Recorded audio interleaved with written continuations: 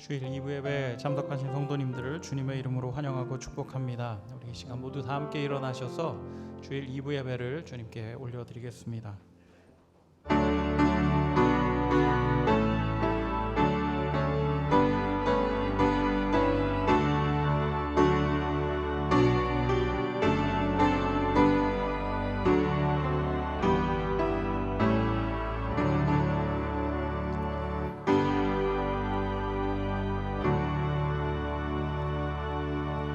여호와는 나의 반석이시요 나의 요새시요 나를 건지시는 이시요 나의 하나님이시요 내가 그 안에 피할 나의 바위시요 나의 방패시요 나의 구원의 뿌리시요 나의 산성이시로다. 길어지는 혼란 가운데에도 우리들을 지켜주시고 인도하시는 하나님 아버지, 일상이 얼마나 귀한 것인지를 돌아보며 예배 앞에 나와 주님 앞에 긍휼을 구하고 은혜를 구하며 예배 앞에 나와왔습니다. 어려운 가운데 주시는 하나님의 마음을 배워가는 복된 시간이 되게 하여 주시고 예배의 귀함과 공동체의 귀함을 더욱 마음에 새기는 복된 예배의 시간이 될 수 있도록 은혜를 베풀어 주시옵소서. 예배를 통하여 하나님을 더욱 깊이 알아갈 수 있도록 우리들에게 은혜 부어주시고 우리에게 은혜를 주시는 하나님 앞에 합당한 모습으로 주께 영광 돌리는 복된 예배의 시간 될 수 있도록 축복하여 주시옵소서. 우리들의 예배를 받아주시고 예배 가운데 함께하여 주실 줄 믿사오며 모든 말씀 우리 주 예수 그리스도의 이름으로 기도드립니다.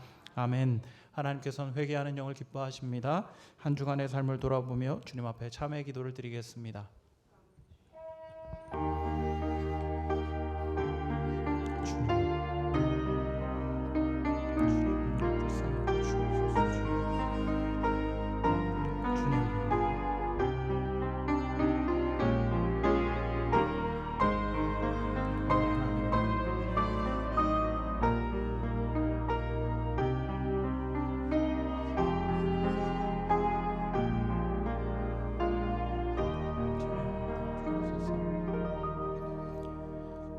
그러므로 이제 그리스도 예수 안에 있는 자에게는 결코 정죄함이 없나니 이는 그리스도 예수 안에 있는 생명의 성령의 법이 죄와 사망의 법에서 너를 해방하였음이라. 아멘. 사도신경으로 우리들의 신앙을 고백합니다. 전능하사 천지를 만드신 하나님 아버지를 내가 믿사오며 그 외아들 우리 주 예수 그리스도를 믿사오니 이는 성령으로 잉태하사 동정녀 마리아에게 나시고 본디오 빌라도에게 고난을 받으사 십자가에 못 박혀 죽으시고 장사한 지 사흘 만에 죽은 자 가운데서 다시 살아나시며 하늘에 오르사 전능하신 하나님 우편에 앉아 계시다가 저리로서 산 자와 죽은 자를 심판하러 오시리라. 성령을 믿사오며 거룩한 공회와 성도가 서로 교통하는 것과 죄를 사하여 주시는 것과 몸이 다시 사는 것과 영원히 사는 것을 믿사옵나이다. 아멘.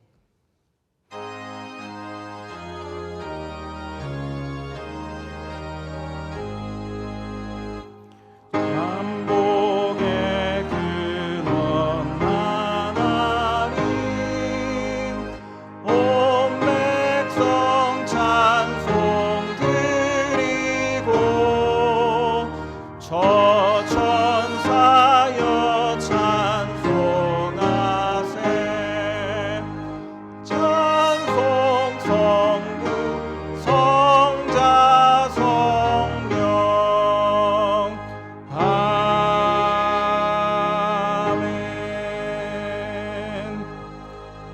교독문제 17번 시편 29편의 말씀을 함께 교독하겠습니다. 교독문제 17번입니다. 너희 권능 있는 자들아 영광과 능력을 여호와께 돌리고 돌릴지어다. 그 이름에 합당한 옷을 입고 여호와의 소리가 물 위에 있도다. 영광의 하나님이 우레소리를 내시니 여호와는 많은 물 위에 계시도다.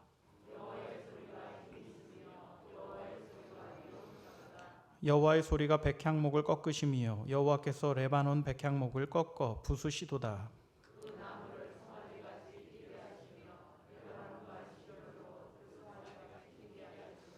여호와의 소리가 화염을 가르시도다.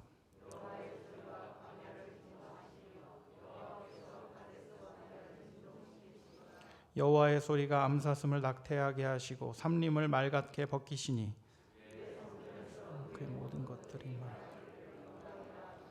여호와께서 홍수 때에 좌정하셨으며 여호와께서 영원하도록 왕으로 좌정하시도다.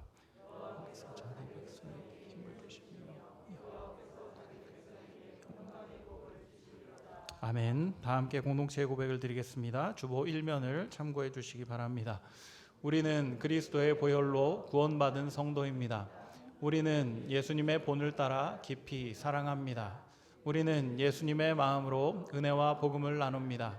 우리는 성령의 능력으로 이웃과 사회를 치유합니다. 우리는 다음 세대를 믿음의 세대로 세웁니다. 우리는 하나님의 나라를 꿈꾸며 이 땅의 문화를 회복합니다. 우리의 삶이 세상에서 살아있는 말씀이 될 때까지 순종합시다. 아멘. 모두 자리에 앉으셔서 찬송가 560장을 함께 찬송하겠습니다.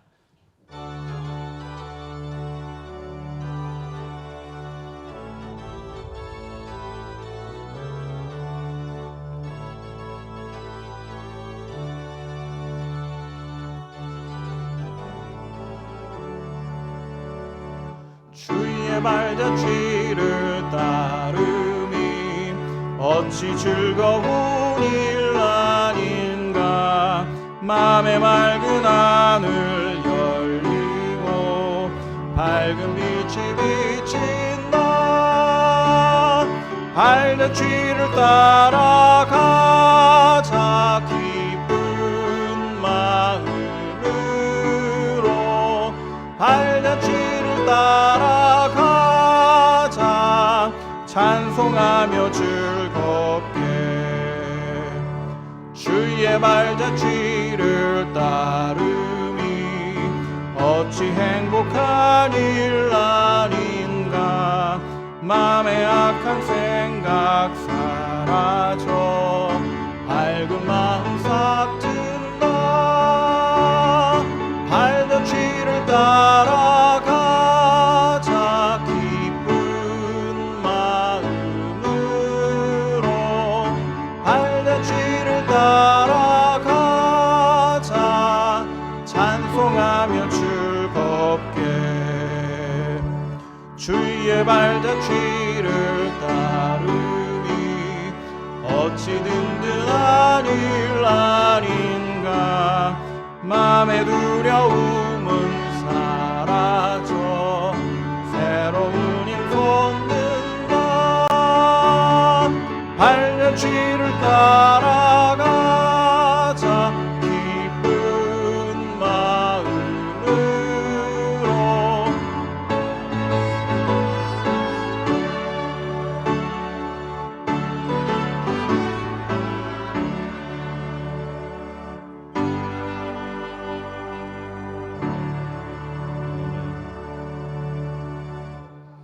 우리를 사랑하시되 독생자 아낌없이 내어주신 하나님 아버지, 주님의 사랑과 은혜를 묵상하며 기도할 수 있게 하시니 감사합니다. 주님 앞에 오만하고 자고했던 우리의 마음이 하나씩 깨어지게 하시며 십자가를 바라볼 때마다 새로운 감동으로 자신을 돌이키며 깨닫는 저희들이 되게 하여 주시옵소서. 주님을 구주로 고백하며 늘 감사함으로 살게 하여 주시고 주님 안에서 십자가의 은혜 안에 사는 저희들이 되게 하여 주시옵소서. 주님, 이 시간 저희들의 숨겨진 모든 죄를 주님께 하려오니 십자가 보혈로 깨끗하게 씻어 주시옵소서. 사랑의 주님, 마지막 피 한 방울까지도 아낌없이 흘리신 주님의 사랑과 제자들의 발을 씻기신 주님의 섬김을 본받아 저희도 십자가의 사랑으로 이웃을 부유케 하며 교회를 찾는 자마다 주님의 참 사랑을 전하게 하여 주시옵소서. 지금 중국 우한에서 온 코로나 바이러스가 우리나라를 어렵게 하고 있습니다. 어려움 속에서도 주님의 뜻을 구하게 하시고 저희들이 힘들고 어려울 때에 아버지의 놀라운 계획과 경륜 속에서 모든 일을 협력하여 선을 이루어 가시는 과정임을 확신하게 하시옵고 오직 주님만을 쫓아가도록 도와주시옵소서. 잠시 왔다 가는 나그네 같은 이 세상에 집착하여 영원한 하늘의 소망을 버리는 어리석은 자들이 되지 말게 하시고 말씀으로 무장하여 이 세상의 유혹과 죄와 싸워 이기며 오직 이 십자가의 사랑으로 보여주신 구원의 주님만 바라볼 수 있도록 붙잡아 주시고 영원한 천국을 소유할 수 있게 하여 주시옵소서. 이 나라 이 민족을 축복하시고 우상 숭배와 이단의 세력이 무너지게 하시며 주님만 섬기고 예배하며 선교하는 나라가 되게 하여 주시옵소서. 정치, 경제, 교육, 문화 모든 위정자들과 대통령이 하나님을 두려워하며 공의로 다스리는 나라가 되게 하시고 북한 동포들을 불쌍히 여겨주시사 공산주의가 무너지고 하루속히 복음으로 통일되어 마음껏 주께 예배하도록 은혜와 긍휼을 베풀어 주시옵소서. 이 시간 목사님께서 말씀을 증거하실 때 성령님께서 친히 함께하여 주셔서 준비하신 말씀 위에 은혜와 기름 부음이 넘치게 하여 주시옵소서. 예배를 통하여 주님의 음성을 듣는 저희들이 되게 하시옵고 주님이 그 사랑과 사랑 속에 깊이 빠져드는 은혜의 시간이 되게 하여 주시옵소서. 예배의 순서를 주님께 맡기며 우리를 구원하신 귀하신 이름 예수 그리스도의 이름으로 기도드리옵나이다. 아멘.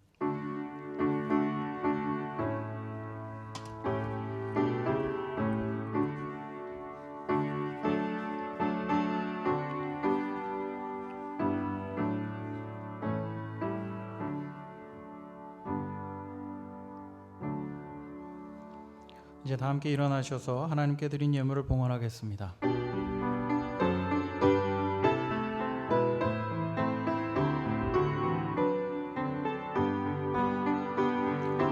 만 가지 은혜를 받았으니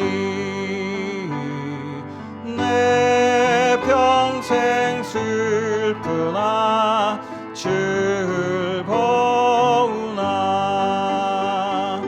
이 몸을 온전히 주님께 바쳐서 주님만 위하여 늘 살겠네.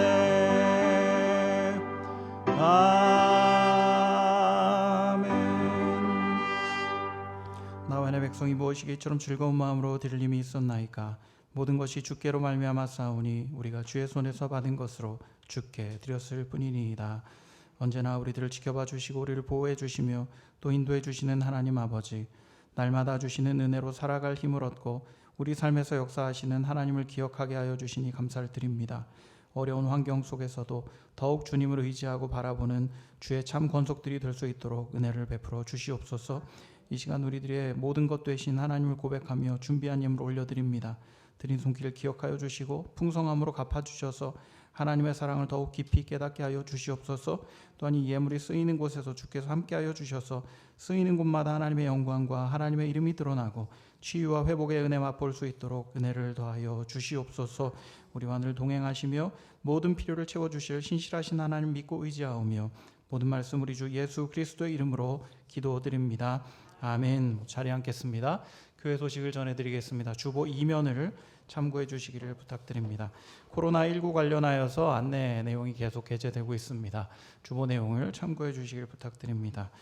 특별히 사회적 거리두기 그 캠페인에 저희들도 함께 하고 있습니다. 그래서 시에서 권면하고 있는 내용들을 잘 지켜서 안전한 예배를 드릴 수 있도록 노력하고 있습니다. 특별히 오늘은 자리도 이렇게 좀 떨어져서 앉으실 수 있도록 표시를 해두었는데요.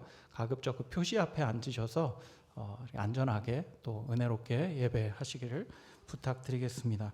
온라인 예배 안내를 계속 드리고 있습니다. 주보 5면을 참고하셔서 가정에서 예배드리는 우리 지체들에게 예배 안에 들어올 수 있도록, 특별히 다음 세대들이 말씀에서 멀어지지 않도록 도움 주시기를 부탁드립니다. 이미 지난주 금요일부터 금요 기도회와 주일 2부 예배는 실시간 방송으로 중계도 병행하고 있습니다. 기억해 주셔서 주변 분들에게 안내해 주시기를 부탁드리겠습니다. 혼란한 중입니다만은 기쁜 소식이 있습니다. 저희 김재복 선교사님이 CGN TV에 표인봉 윤유선의 하늘빛 향기에 방송될 예정입니다. 오늘 저녁 그리고 내일 밤에 방송이 될 예정인데요. 시간이 되시면 또 여건이 되시면 함께 해주셔서 은혜 나누시고 또 감동의 시간 누리시기를 부탁드리겠습니다. 담임 목사님께서 성도의 교제 인도해 주시겠습니다. 할렐루야. 이 주일에 오프라인에서 같이 함께 예배하는 형제자매들을 축복하며 간격을 잘 맞춰 앉으시니까 꼭 군에 있을 때가 생각납니다. 여러분 참 잘하셨고 또 온라인으로 함께 예배하시는 우리 형제자매들에게 하나님의 은혜와 축복과 위로와 평강이 있으시기를 바랍니다. 이 시에서 이 교회에 관해서 여러 가지 의견을 내고 계신데 그리고 우리 성도들이 많이 좀 마음에 부담이 있으실 것 같아요. 그런데 그러실 필요가 전혀 없습니다. 사실은 언론에 좀 과하고 강하게 이게 클릭수를 누르려면 자극받아야 되니까 하는 면이 있고요. 시에서는 교회와 그렇게 배척되고 등을 질 이유도 없고 그렇게 하고 싶지도 않습니다. 교회처럼 잘 협조되는 단체가 없다는 것을 그분들도 잘 아시고요. 다만 일상적인 선에서 그리고 정상적인 협조를 구하는 것이고 또 교회도 거기에 적극적으로 발맞춰서 대처하고 또 우리 성도들의 안전을 지키는 일이니까 그런 것입니다. 여러분 혹시나 이런저런 마음의 부담이나 스트레스 안 가지셔도 되고 원망하는 마음도 없으셔도 됩니다. 다 평안히 이 모든 사역을 또 상황을 진행하게 되기를 원합니다.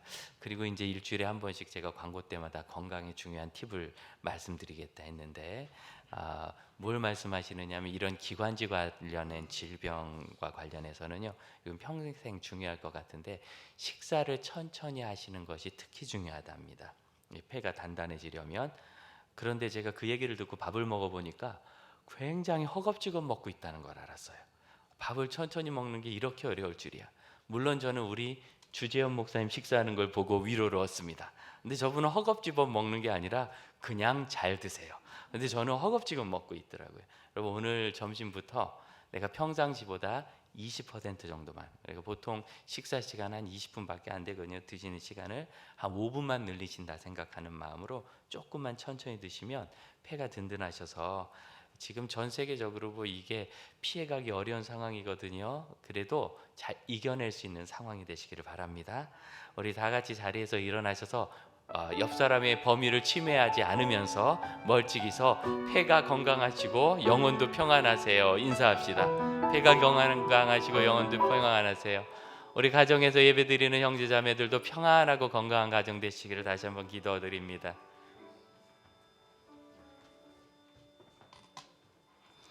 하나님께서 주시는 말씀을 함께 봉독하겠습니다. 오늘 하나님 주시는 말씀 요한복음 7장 1절로 10절의 말씀입니다. 신약성경 155페이지 요한복음 7장 1절로 10절의 말씀 한 절씩 교독하시고 마지막 절 합독하겠습니다. 그 후에 예수께서 갈릴리에서 다니시고 유대에서 다니려 아니하심은 유대인들이 죽이려 함이러라. 그 형제들이 예수께 이르되 당신이 행하는 일을 제자들도 보게 여기를 떠나 유대로 가소서.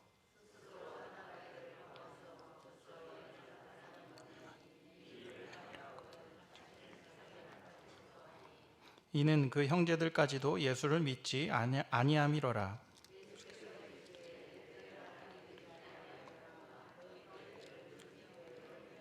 세상이 너희를 미워하지 아니하되 나를 미워하나니 이는 내가 세상의 일들을 악하다고 증언함이라. 나는 이 명절에 아직 올라가지. 이 말씀을 하시고 갈릴리에 머물러 계시니라. 그 형제들이 명절에 올라간 후에 자기도 올라가시되 나타내지 않고 은밀히 가시니라. 아멘. 이 시간에는 윤익상 집사님께서 특주로 하나님께 영광 돌리겠습니다.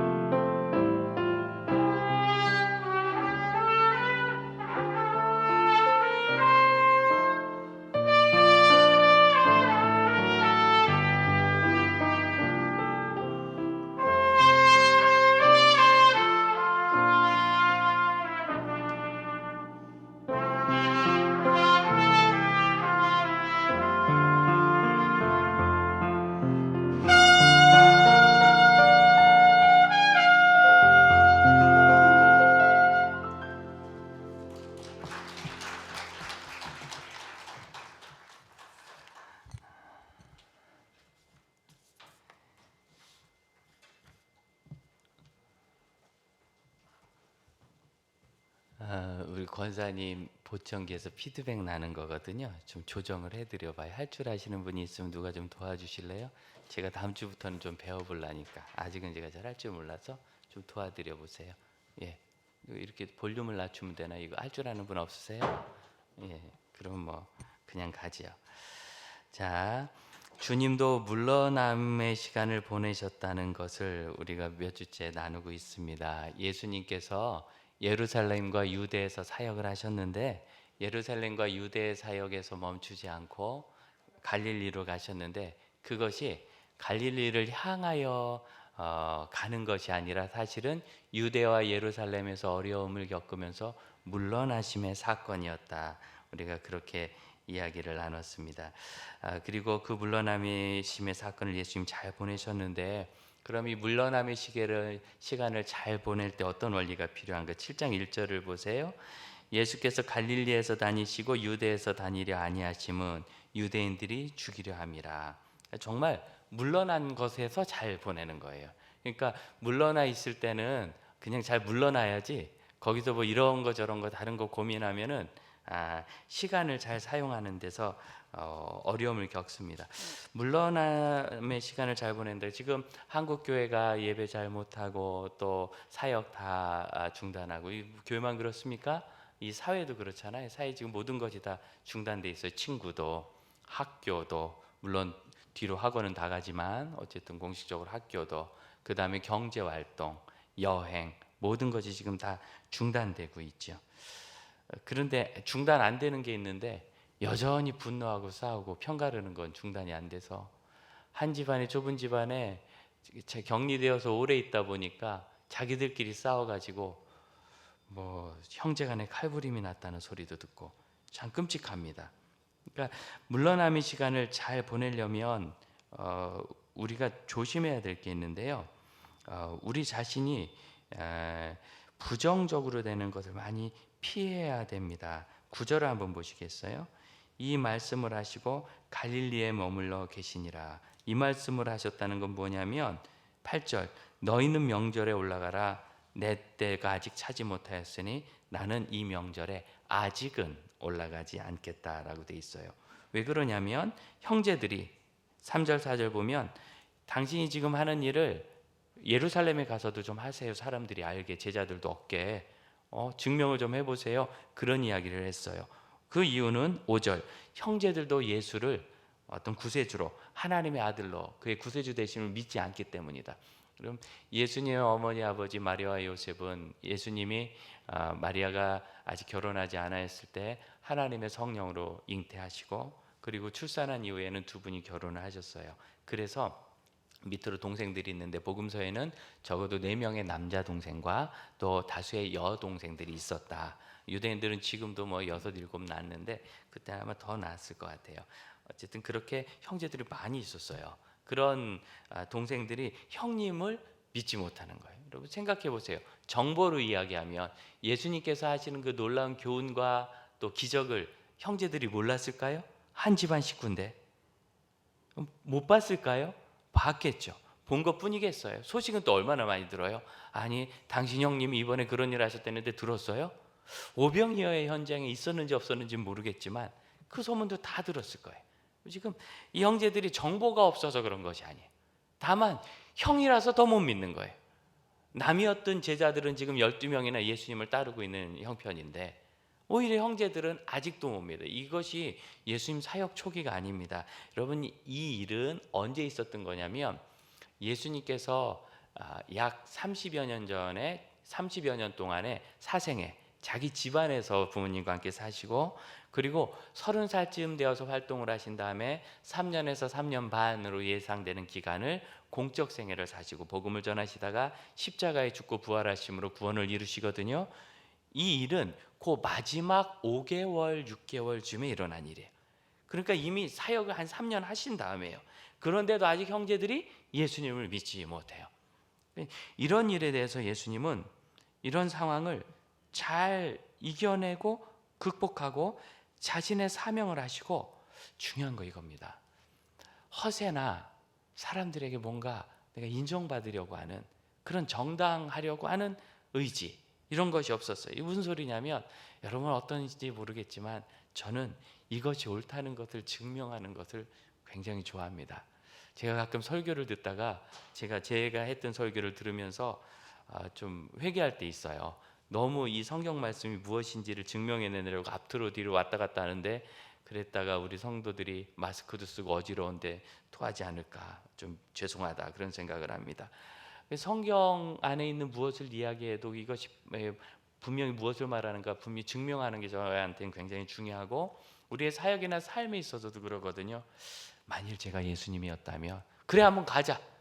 내가 거기 가서 보여줄게. 이러지 않았을까 싶어요. 이거는 사실은 허세지요. 왜 허세냐면 정말 그런 사람은 굳이 증명할 필요가 없어요. 그냥 시간이 지나면서 말해주고 때가 되면 아니까. 10절을 보면 예수님은 안 가시진 않았어요. 형제들이 명절에 올라간 후에 자기도 올라가시니 조용히 올라가셔서 조용히 활동을 하셨습니다. 예수님도 가시긴 가시는데 증명하기 위해서 가지 않으셨다라는 게 이 본문의 키포인트입니다. 예수님이 이 세상에 오신 목적에서 이탈하지 않고 물러서는 중에 이제는 예루살렘을 향하여 다가가고 있습니다. 물러섬은 그냥 도망가서 내빼서 끝나는 것이 아니고요. 다시 다가가기 위한 잠시의 과정일 뿐이에요.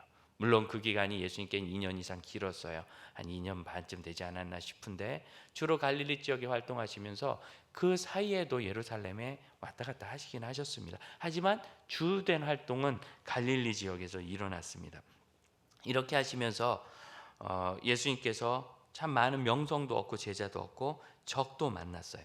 그런 가운데서도 예수님은 내가 예루살렘으로 가서 십자가 죽음의 사명과 부활의 사명을 이루어야 된다는 자기 사명을 분명히 인식하셨고 이제 그 발걸음을 시작하시는 거예요. 이 일을 잘 하려면 물러남의 시간을 잘 보내려면 우리의 기준이 주변이 아니라 진리와 진실이어야 합니다.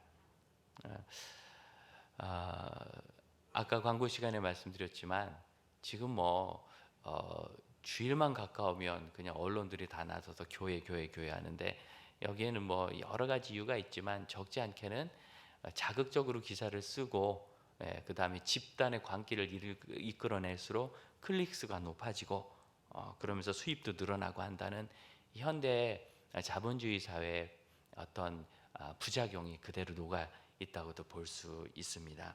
그런 가운데서 우리가 이 시기를 지금 보내고 있는 자신을 한번 돌아보자고요. 요즘 코로나보다 무서운 게 우울증이라면서요. 그래서 이 코로나로 죽기 전에 우울해서 죽겠다, 답답해 미치겠다, 별 이야기들 다 하면서 급기야 이제 지난주부터는 주말에 홍대 거리에 어디 거리에는 사람들이 다시 넘쳐나기 시작하고 사실인지 제가 직접 물어보지 않아서 모르겠지만 그 현장이라고 찍은 사진을 보면은 야 이래도 되는가 싶은 정말 황당한 이게 온 사회가 지금 아이들 학교까지 중단하면서 교회가 예배까지 인터넷으로 드리면서 거리두기를 위해서 애쓰는데 답답하다고 나가서 나는 젊으니까 괜찮다고 거침없이 활동하는 것을 보면서 우리가 참 마음의 부담을 느끼지 않습니까? 이런 상황 속에서 여러분 우리가 지금 왜 이런 우울함이나 어려움을 겪고 있나 돌이켜 보는 거예요.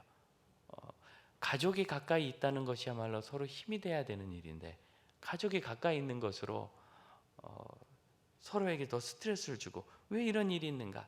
우리가 지금 접하고 있는 정보들이 사실은 그렇게 우리를 건강하게 하고 있지 않아요. 뉴스를 봐도요. 옛날엔 뉴스 그럼 무조건 9시에 다 같이 했는데 요즘은 시간대를 다 다르고 하니까 이 방송 뉴스 듣고 다음에 저 방송 뉴스 듣고 다 똑같은 얘기인데 여러분 지금 그러고 있지 않습니까? 어디 가든지 있으면 그냥 기사 첫머리가 좀 자극적이면 괴산 어느 교회에서 코로나 환자 4명이라서 예배를 3월 말까지 안 하기로 했다 그래서 아이고 또 어떤 교회가 어려움을 겪는구나.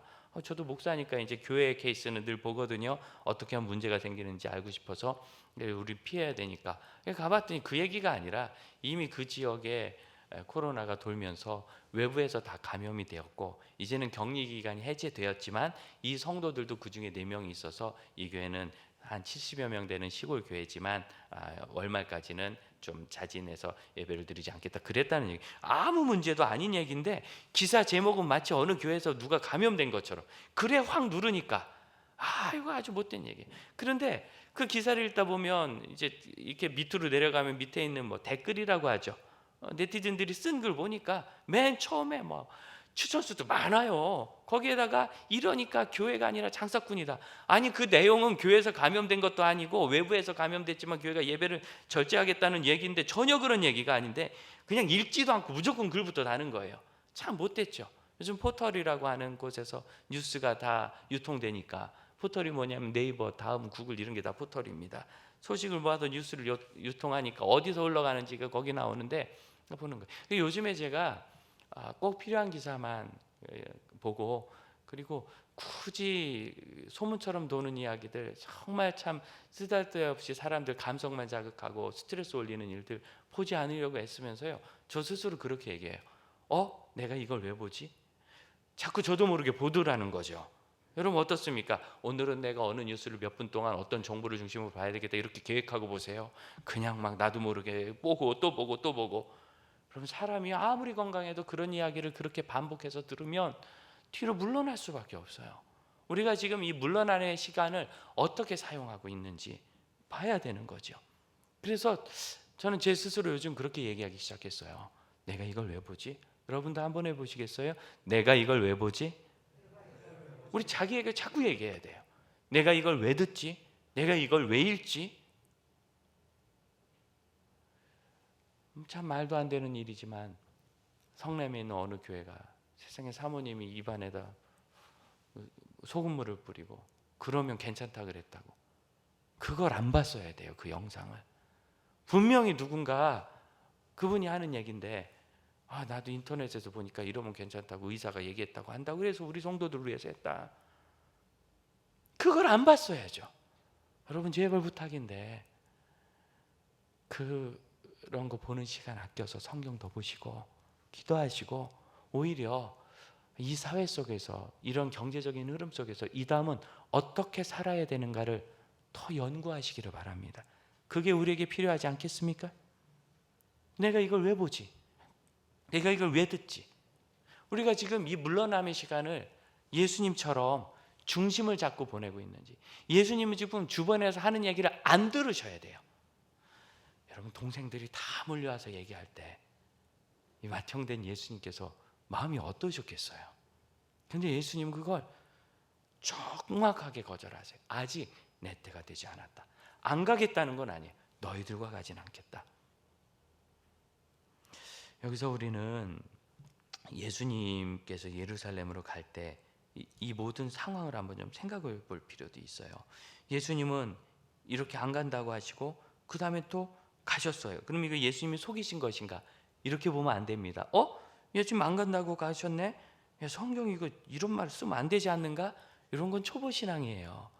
성경이 이렇게 썼다는 거 아무 문제 없다는 뜻입니다. 그러면 과연 이것은 어떤 것을 보여주고 있는가를 읽기 시작해야 돼요. 무엇을 보여줍니까? 예수님이 조용히 가보니까 11절 명절 중에 유대인들이 예수 찾으면서 어디 있느냐 막 찾아다녀요. 하지만 예수님을 찾지 못했어요. 자, 그러면 어떻게 되죠? 여러분 초막절 행사는 일종의 추수감사절이거든요. 들썩들썩한 행사입니다. 예루살렘 전체 유대 각지에서 온 사람들로 미어 터지도록 잔치가 벌어집니다. 이렇게 며칠 지나자 예수님에 대한 상황은 어느 정도 이제 잊혀지는 거예요. 그리고 흥분과 긴장이 가라앉아요. 가라앉자 14절 명절의 중간쯤 돼요. 초막절은 지금으로 얘기하면 9월 말이나 10월 초에 되는 8일입니다. 이 8일 기간의 중간이니까 4일쯤 됐겠죠. 그때 예수님께서 성전에서 가르치고 유대인들과 토론합니다. 그런데 그렇게 예수님을 대항하고 찾았던 사람들이 지금은 오히려 토론하고 만나요. 왜 그랬을까요? 그 3, 4일간의 기간이 지났기 때문에 긴장감이 풀어지고 이럴 수 있는 여건이 된 거예요. 그럼 예수님은 철저하게 생각을 가지시고 지혜롭게 이 모든 것을 진행하십니다. 우리 형제자매들에게 부탁드리고 싶은 것은 우리가 무슨 이야기를 듣든지 즉시 결정하고 움직이지 않았으면 좋겠어요. 우리 너무나 즉시 결정하고 빨리 대답하고 들썩들썩하고 마음이 쿵쿵거려요.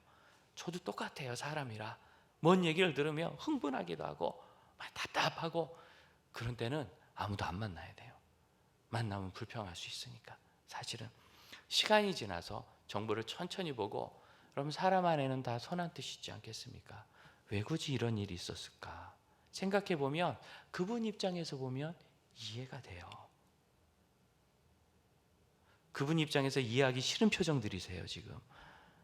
그분 입장에서.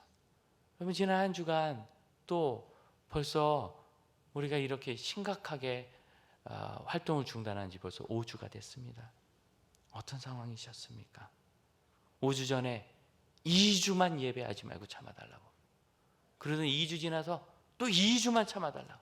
제가 3주 전에 말씀드렸죠. 2주 뒤에 또 두고 보자고. 그랬더니 또 3주를 또 하지 말라고. 왜? 온 사회가 지금 다 오픈되어 있어요. 그런 가운데서 애들 학교 안 보낸다고, 교회가 예배 절제한다고, 이 전염병 상황이 가라앉으냐 말이에요. 본인들도 인정하잖아요. 이거 오래 갈 것 같다고.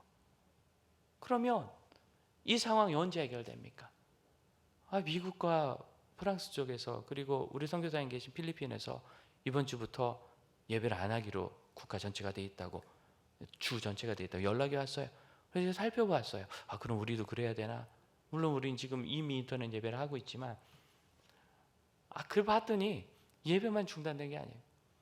약국과 식료품 가게를 제외한 거의 모든 곳이 다 중단되고, 직장은 다 자택근무로 바꾸고, 대중교통은 아주 극소수만 운영하고, 사회 전체를 셧다운 시키는 거예요. 그럼 이게 3주건 한 달이건 2주건 지나서 상황 봐서 다 같이 다시 시작할 수 있는 기회가 있는데, 밖에서는 지금 전염이 계속되고 있는데 교회만 안 한다고 다시 교회가 예배할 시간이 오느냐 말이죠. 우리가 이 모든 상황 속에서 정확하게 판단하고 주의 깊게 대답할 길을 찾으며 예수님처럼 싸우지 말고 잘 설명해야 돼. 그리고 좋은 포지션을 잘 취해야 되고, 현 상황에서 교회가 할 일, 각 가정이 할 일, 그리스도인으로서 내가 예배자로서 어떻게 해야 될지 잘 생각하고 결정해야 합니다. 사람마다 다르고 교회마다 다르고 지역마다 다릅니다. 그 상황과 사회마다 다릅니다. 필리핀 상황 이야기를 듣고 거긴 마닐라 도시 전체를 봉쇄해 버렸으니까요. 그게 걱정이 돼 선교사님께 전화를 드렸더니 안 그래도 이번 주 예배를 한 해 만에 하는 이야기가 돌고 이것도 좀 심상치 않습니다. 거기는 뭐 인터넷 예배할 수 있는 상황도 안 되고, 문서를 준다고 읽을 사람도 많지 않고, 예배를 하지 않으면 어려운 거예요. 그래서 제가 말씀드렸어요. 분명히 거기는 도시 셧다운이 됩니다. 도시가 다 셧다운되면 이런 식으로 권한다 이렇게 할 수가 없어요. 그냥 중단이죠, 강제.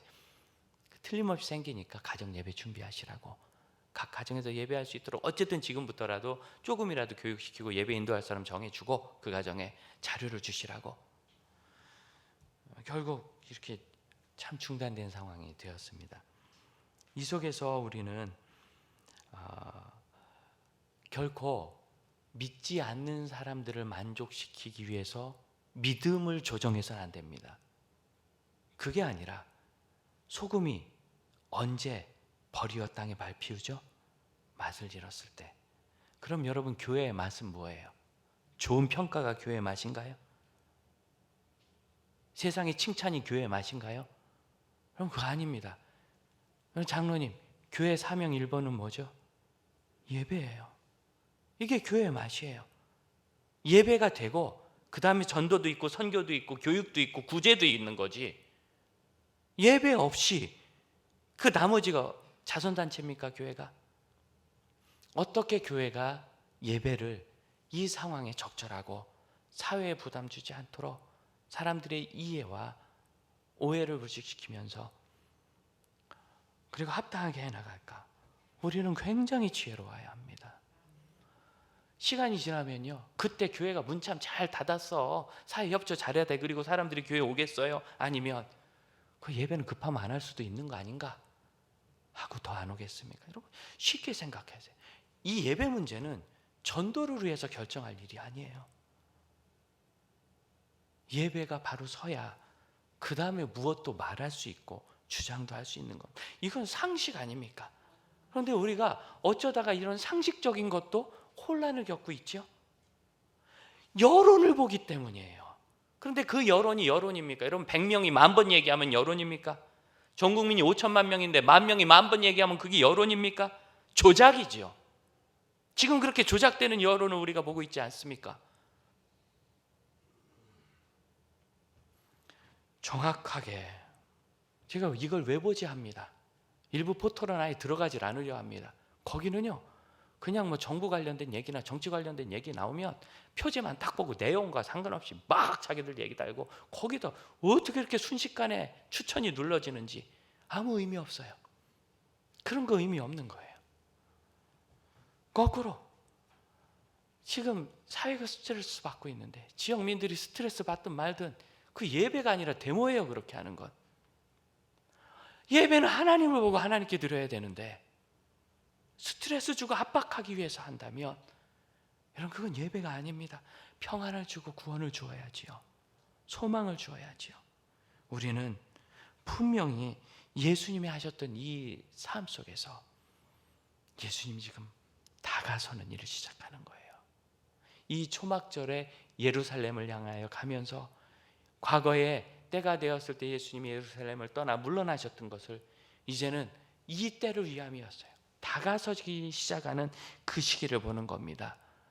여러분 이스라엘 절기가 어떻게 되느냐면 초막절이 10월 초쯤에 있어요. 그리고 2달 지나면 12월 초에 수전절이라는 절기가 있습니다. 그리고 그로부터 서너 달 지나면 부활절, 6월절이 옵니다.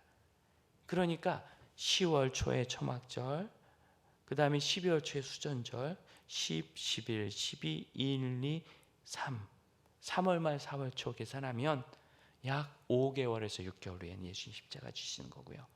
지금부터 예수님은 집중하여 예루살렘을 향하여 갑니다. 누가복음 9장을 보시면 예수님께서 예루살렘을 향하여 가기로 결정하신 것이 나옵니다. 9장 51절 예수께서 승천하실 기약이 차감해 예루살렘을 향하여 올라가기로 굳게 결심하시고, 혹시 이 절을 굳이 찾으신 분들은 거기에 메모를 하셔도 좋습니다. 초막절, 요한복음 7장 2절 이렇게 메모를 해두시면 나중에 성경의 시기를 알 때 도움이 돼요. 여러분 이 누가복음 9장 비교적 누가복음의 전반부 쪽에 나오니까 이 사건이 예수님 생애 초기 같지만 전체적으로 요한복음과 비교해서 비교를 해보면 이게 요한복음 7장에 있는 예수님의 생애 마지막쯤에 예루살렘으로 올라가는 그 사건이에요. 그래서 예루살렘으로 올라가기로 굳게 결심하셨다. 보이시죠? 이거는요 마음을 흔들리지 않고 정했다는 뜻이에요. 그리고 나서 52절부터 보면 제자들을 보내며 사마리아로 가려고 하는데 거절을 당하십니다. 자, 여기서 누구와 함께 가신 거죠? 제자들과 함께 가신 거예요. 누구와 함께 안 가셨죠? 형제들과 함께 안 가셨어요. 불신자들과 가지 않고 성도들, 제자들과 함께 예수님이 지금 가고 계세요. 이게 사역입니다. 그럼 어떻게 사역의 대상들과 함께 우리가 일을 해나가요? 돕고 섬길 수는 있지만 사역의 대상들과 함께 예배를 의논할 수는 없는 거예요. 신앙을 이해하고 말씀을 이해하고 교회 본질을 이해하는 사람들이 예배를 의논하는 것이 맞지 않습니까? 물러남의 시기에 다가섬의 삶을 산다는 것은 마음을 굳게 정하는 겁니다.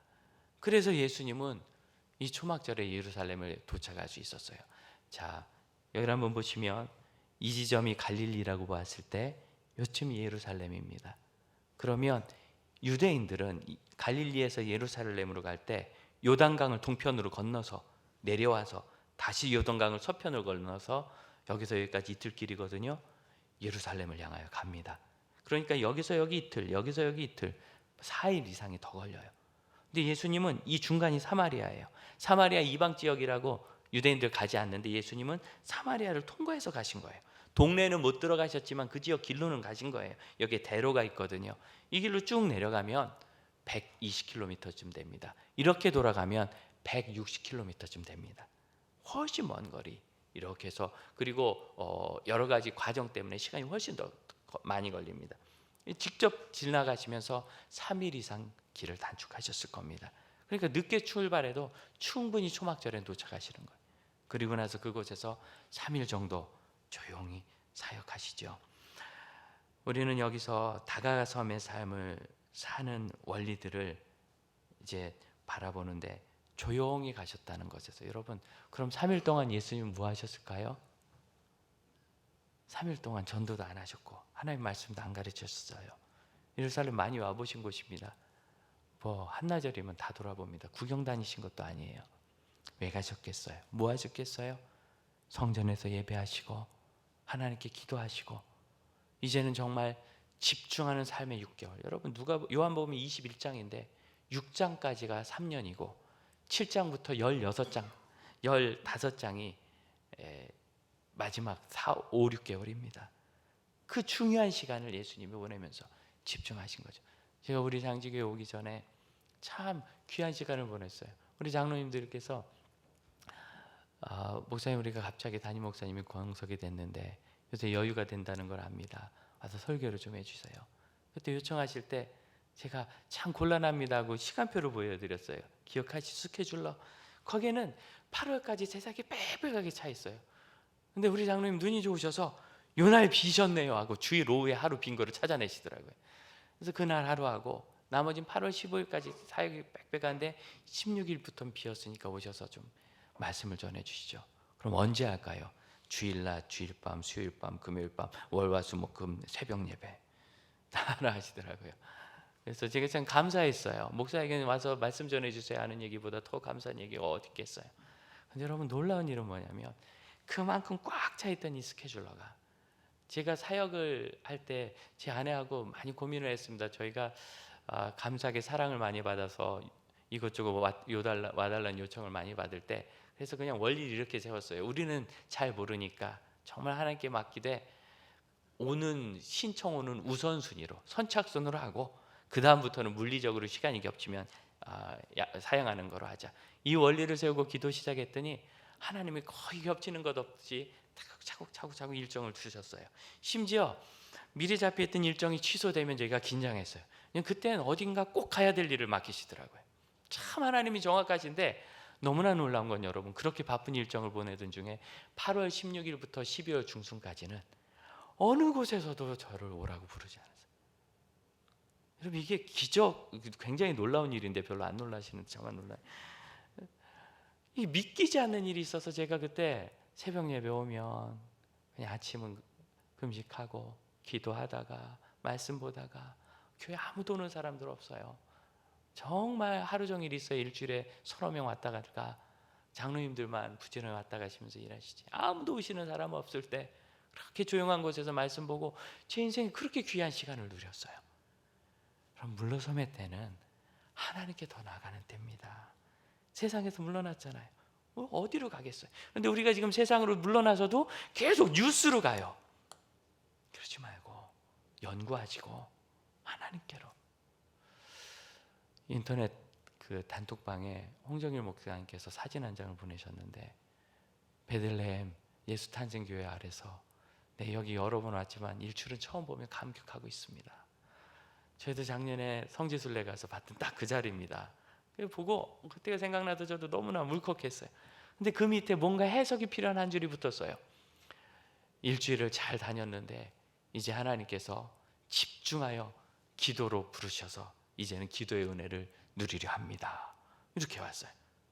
그러니까 우리 동역하시는 목사님들이 그냥 덕담을 보죠. 여행 잘 마치고 오십시오. 행복하시겠어요? 좋으시겠어요? 많이 보고 오십시오. 그런데 그날이 어느 날이었느냐면 이스라엘에서 한국 대한항공 여객기를 통째로 돌려보낸 날입니다. 그러면서 한국인들 격리하겠다고 발표한 날이 격리되신 거예요.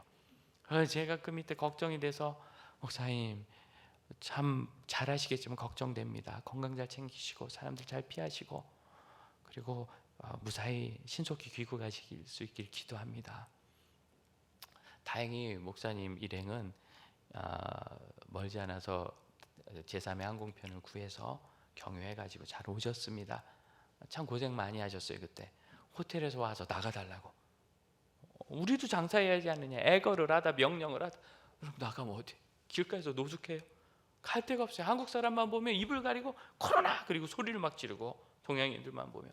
그 전까지는 관광객이라고 어서 우리 가기로 와달라고 하던 사람들이 돌변하고요. 그 공항까지 가는 택시가 없어요. 호텔에서 태워다 주질 않아가지고 정말 돈을 많이 주고 간신히 얻어 타고 그렇게 고생하면서 오셔서, 그래도 우리 공관이 일을 잘하는 나라도 이런데 그러지 않은 나라에 우리 여행객들과 교민들, 선교사들 얼마나 고생하겠는지 기도해달라고. 그런데 여러분, 제가 드리고 싶은 말씀은 이겁니다. 홍 목사님이 올리신 문자에서 우리는 누구도 분노나 당황을 발견하지 못했어요. 말 그대로 그냥 하나님이 부르셔서 우린 더 깊이 기도하게 됐습니다. 그래서 목사들이 거기다가 기도 열심히 하세요, 은혜 많이 받고 오세요, 답을 단 거예요. 우리는 지금 이 물러섬의 시대를 어떻게 보내고 있습니까? 박규현 목사님께서 유초등부 교사들 방에 올려 있었던 글을 제가 읽고 많이 생각했습니다. 들려드립니다. 자가격리 잘 하셔서 하나님과 단독회담 잘 하십시오. 어떻게 그 시기를 보느냐? 여러분, 그 시기를 보시려면 하나님 앞에 더 나가며 실망을 이겨내셔야 합니다. 이 일 얼마 전에 5병이어와 7병이어 보리떡 5개 물고기 2마리로 수많은 사람들을 먹이셨던 일과 다시 한번 보리떡 7개와 물고기 2마리로 또 많은 사람들을 먹이셨던 일들이 기록되어 있어요. 그 이후에 예수님을 막 찾습니다. 여러분, 바로 앞에 요한복음 6장을 보시면 5,000명을 먹이셨다는 5병이어 사건, 저희가 지난주에 말씀 나눴잖아요. 크게 나오지요. 그리고 나서 어떻게 되는가? 26절입니다. 26절. 예수께서 대답하여 이르시되 내가 진실로 진실로 너희에게 이르노니, 같이 읽을까요? 너희가 나를 찾는 것은 표적을 본 까닭이 아니요 떡을 먹고 배부른 까닭이로다. 왜 예수님을 찾았나? 지금 많은 사람들이 예수님 여기저기 찾아오다가 예수님 여기 계셨군요. 언제 오셨어요? 저희가 막 찾아다녔습니다. 예수님께서 너희가 나를 찾는 것은 떡을 먹고 배부른 까닭이다. 27절. 썩을 양식이 아니라 썩지 않을 양식, 영생을 위해서 해라. 이 양식은 인자가 줄 것이다. 그러자 28절. 꼭 철든 얘기를 해요. 우리가 어떻게 해야 하나님의 일을 하겠습니까? 그 이야기를 할 때는 제법 철드는 것 같지만 31절 보세요. 기록된 바 하늘에서 그들에게 떡을 주어 먹게 하셨단 같이 우리 조상들은 광야에서 만나를 먹었나. 여전히 먹는 타령을 하고 있습니다. 35절을 보십시오. 예수님께서 나는 생명의 떡이니 내게로 오는 자는 영원히 줄이지 아니하리라. 영원히 목마르지 아니하리라. 지금 영생에 관한 말씀을 예수님 다시 하시거든요. 48절입니다. 그러자 예수님은 그들이 이해 못하니까 다시 한번 내가 곧 생명의 떡이라. 50절. 먹고 죽지 아니하리라. 지금 똑같은 말씀 또 반복하시죠. 계속 이 강의를 하시는 거예요. 예수님께서 설교를 하시는데 52절. 어찌하여 능히 자기 살을 우리에게 주어 먹게 하겠느냐. 또 먹고 사는 얘기를 또 해요. 53절로부터 56절은 예수님께서 참된 생명에 대해 말씀하시며 정말 감사하는 이야기. 56절. 내 살을 먹고 내 피를 마시는 자는 내 안에 거하고 나도 그의 안에 거하는, 예수님과 일치되고 예수님이 임하시는 아름다운 이야기를 해주십니다. 그러자 그들이 뭐라 합니까? 60절. 제자 중 여럿이 듣고 말하되 이 말씀은 어렵도다. 누가 들을 수 있는가? 먹고 사는 얘기나 하세요. 무슨 영생 얘기, 무슨 그 먹고 사는 얘기를 하세요. 이게 어려워요. 이해가 안 돼요. 그런 게 어디 있어요? 그래서 66절. 많은 사람이 떠나갑니다. 예수님께서 너희도 나를 떠나가느냐. 68절. 영생의 말씀이 여기 있는데 우리가 어디로 갑니까? 그래서 남은 사람들이 제자들인 거예요. 예수님은 그들과 함께 예루살렘으로 가신 겁니다. 실망을 이겨내야 돼요. 얼마나 실망스럽습니까? 예수님 그렇게 찾는데 결국은 떡 먹으려고. 그런 게 신기한 게 좋아서. 근데 여러분, 오병이어 때 떡만 있었던 거 아니에요. 우리가 지난주에 살폈죠? 말씀 전해주시고 병자를 고치시고 또 말씀 전하시고 귀신을 쫓아내시고 말씀 전하시고 또 하루 종일 이런 식으로 하면 그 이단도 변화되겠네. 그 하루 종일 경험하고요. 떡은 마지막에 한 번 먹었어요. 그런데 하루 종일 들은 말씀과 예수님이 하신 일은 다 사라지고 떡만 남아요. 여러분, 이것이 우리입니다. 굉장히 기도 많이 하고 말씀으로 잘 무장된 것 같지만 5주 이만에 막 마음이 답답하고, 저는 이 과정을 통하여 이 시련을 이겨내며 교회의 본질을 회복하는 일이 되리라 생각합니다. 교회가 이권을 가지고 싸웠던 적도 있고, 한국교회 역사상 장지교회는 안 그랬지만 우리 뭐 이권 자체가 없었으니까 권한을 가지고 물질 때문에 다퉜던 적도 있습니다. 근데 그땐 분노와 원망이 일어났습니다. 근데 지금은 회개가 일어나고 주님 앞에 아기처럼 돼요. 여러분이 그래서 답답해하면서 회개하고 울고 회복을 기다리며 순전해지지요. 이것이 교회 본질이란 뜻이에요. 예배, 공동체. 지난 주간에도 한 성도가 갑자기 전화 와서 목사님 너무 생각나서 지나가다 들리고 싶은데 20분 후에 딱 5분만 뵈면 50분은 안 돼요. 오세요. 그래서 만났더니 눈물 글썽글썽해서 여러 번 눈물을 흘리시면서 좀 살 것 같습니다. 이렇게 어려운지 저는 몰랐습니다. 목사님 무사하시네요. 제가 어떨 줄 알고 무사하지요. 그 어린아이 같이 되는 것, 이게 교회 본질이지요. 그러기까지 우리는 정말 많은 실망을 이겨내야 합니다. 예수님은 실망을 이겨냈을 때 참기만 하신 게 아니라요, 누가복음 9장 이후로는 예수님께서 그 5, 6개월 사역하시면서 제자들을 다시 파송하시고 사역을 하신 것, 그리고 요한복음에는 여러 가지 사역 후에 정말 중요한 요한복음 10장에 선한 목자 이야기가 나옵니다. 10장 10절, 나는 선한 목자라. 선한 목자는 양들을 위하여 목숨을 버리거니와. 그렇게 실패하고 넘어지는 사람들을 얼마나 사랑하셨는지요. 결국 예수님의 동생들은 예수님의 제자가 되고 낙타무릎이 되도록 기도했다는 그 야고보서의 야고보가 예수님의 동생입니다. 믿지 않았지만 돌이킬 때까지 예수님 그 사랑과 은혜 주시는 것을 포기하지 않으십니다. 예수님께서 다가오시는 것은 책망하기 위함이 아니라 은혜를 주기 위함이셨습니다. 여러분, 그 은혜를 아시고 그 선한 목자의 삶을 우리도 살아가야 합니다. 우리도 살아가야 합니다. 일본에 가신 김성성 교사님이 편지를 보내오셨어요. 새 살림살이를 준비해 주셨습니다. 한 달이 지나 집을 구했는데 중국의 살림살이는 다 두고 쫓겨왔고 물가 비싼 일본에서 구하려니 부담스러웠는데 한 선교사님을 통해 받은 에어비앤비 숙박을 하시던 분이, 지금 일본 관광업이 완전히 섰잖아요. 문을 닫기에 되어 이부자리, 냉장고, TV, 수건, 수납장, 거울 등 필요한 거의 모든 것을 얻었는데 심지어 우리 집에서 걸어서 5분밖에 안 돼서 다 들고 왔고 전기밥솥과 전기 장판만 구입했습니다. 일본은 바닥 난방이 안 됩니다. 이 일은 중국에 처음 갔을 때와 똑같은데 그때도 주재원 하시던 분이 다시 한국으로 들어오시면서 세간을 다 주셔서 그때 정말 어린애들 데리고 가난하게 갔는데 다 얻었습니다. 이 일을 통하여 물론 그분도 고통받고 돌아가신 분도 아쉬웠겠지만 하나님께서 그 일을 통하여 오히려 복음의 일과 그분들에게 선한 열매 주시길 바라고, 이 코로나가 재앙이 되지 않고 은혜의 길이 되기를 원합니다. 그렇습니다. 한국 선교사 연합단체인 KWMA는 선교사들에게 이런 편지를 썼습니다. 귀국하지 말고 각자가 속한 지역에서 생존과 사역을 순결하고 지혜롭게 감당하라.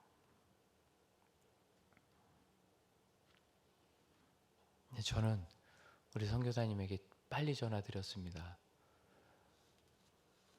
길 막힌다는데 일단 들어오라고. 그랬더니 서선교사님이 목사님 안 들어가도 살 만큼 준비는 해놨습니다. 길어지면 어렵겠지만 여기 있는 게 맞는 것 같습니다. 그럴 줄 알았죠. 여러분, 선교사는 있겠다 그러고 교회는 들어오라 해야 은혜로운 겁니다.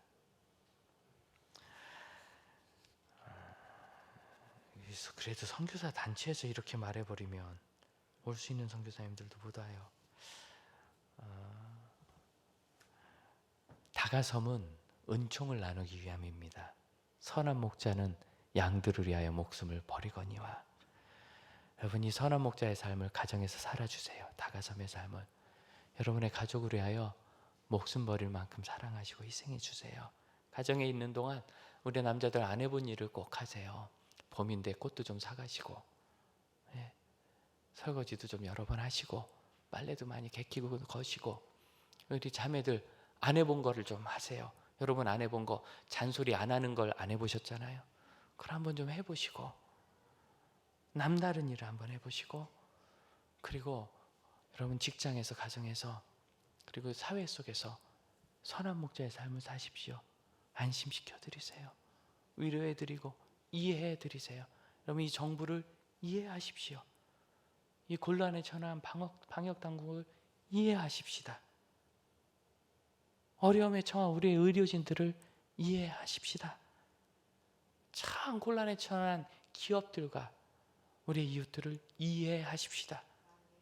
그리고 우리 위한 비교할 수 없이 큰 위기를 겪는 선교지를 이해하십시다. 함께 묵상할까요? 우리는 무엇을 생각하며 지금 이 자리에 있고 이 시기를 보내고 있습니까? 주님께서 우리를 바라볼 때 우리에게 진실한 마음이 회복되기를 원합니다. 또한 우리의 의지처는 오직 하나님이심을 고백합니다. 우리 자리에서 일어나 함께 찬양할까요? 나의 피난처이신 주님을 온전히 의지합니다. 나의 피난처 예수 의지해요. 나의 피난처 예수 의지해요. 나의 가는 길에 거센 바람 몰아쳐와도 나의 피난처 예수 의지해요. 아버지 나를 사랑하시니 나의 모든 것 주께 드려요. 아버지 내가 여기 있으니 주님 영광 위하여 써주세요. 기도합니다.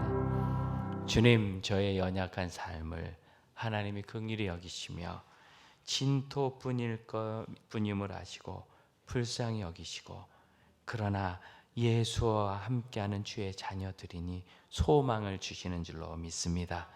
이 물러섬의 시기가 다가가기 위함임을, 그리고 이 다가감은 매 순간 우리에게 새로운 도전과 사명임을 잊지 말게 하시고, 우리를 위하여 오신 예수 그리스도 그 사랑의 은총으로 치유받으며 그 힘으로 다가감의 삶을 사는 지혜로운 형제자매들 되게 하여 주옵소서. 지금은 우리 주 예수 그리스도의 은혜와 하나님의 크신 사랑과 성령의 역사하심이 주 예수의 은혜 가운데 다가섬의 은총으로 사는 믿음의 형제자매들과 그 가정과 속한 지역에 이제로부터 영원토록 함께 하실지어다. 아멘. 주님 감사합니다. 주님이 하시는 일을 바랍니다. 주님의 영광을 드리세요. 주님 주옵소서.